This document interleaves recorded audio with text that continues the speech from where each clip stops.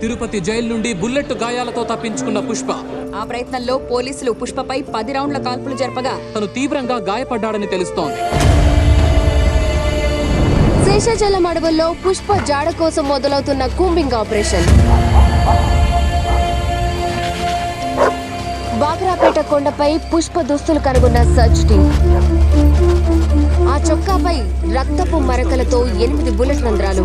మా search team కి దొరికింది. పుష్ప పోలీసుల కాల్పుల్లో మరణించాడన్న వదంతులు వ్యాపించడంతో చిత్తూరు, తిరుపతి ప్రాంతాల్లో అల్లరి చెలరేగాయి. ఇప్పుడు మనం అన్నమయ్య సర్కిల్లో ఉన్నాం. ఇక్కడికి చేరుకున్న వేల మంది పుష్ప భద్రతలు సృష్టిస్తున్న 8 బుల్లెట్లు. అన్ని గాయాలతో అసలు మనిషి బతికుండే అవకాశమే లేదు. ఇది ఖచ్చితంగా పుష్పం చంపడానికి చేసిన కుట్రే.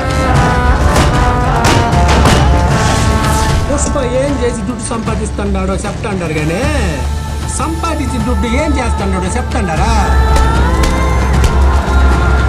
నా కొడుకు గుండె ఆపరేషన్ అంటే పుష్పాన్ని దుడ్డు పంపించినాడు. అందుకే అక్క ఇటు బతుకున్నాడు. మా పిల్ల పెండ్లికి పుష్పాన్ని సాయం చేసినాడు. మాలాటుడికి కూడు పెడతాడాడమ్మా.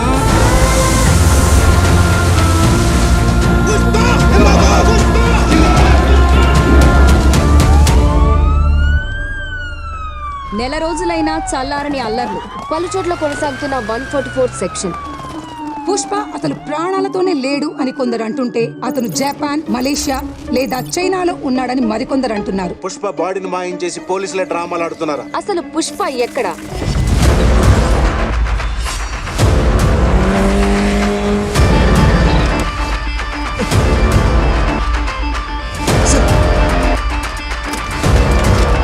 Breaking news. ఇప్పుడే అందిన సమాచారం. అటవీ ప్రాంతంలో పులుల జాడ తెలుసుకోవడం కోసం ఏర్పాటు చేసిన నైట్ విజన్ కెమెరాలో దొరికిన ఎక్స్క్లూజివ్ దృశ్యాలు ఇప్పుడు మీరు మా సిటీ కేబుల్ స్క్రీన్ మీద చూడబోతున్నారు.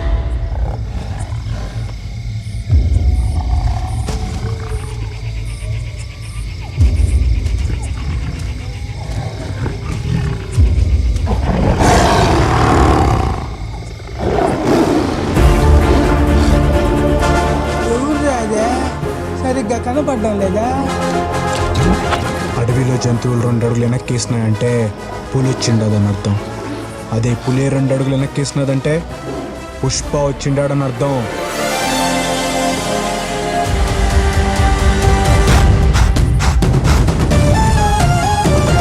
పుష్పన్న బతికే ఉన్నాడియా. పుష్పన్న బతికే ఉన్నాడియా.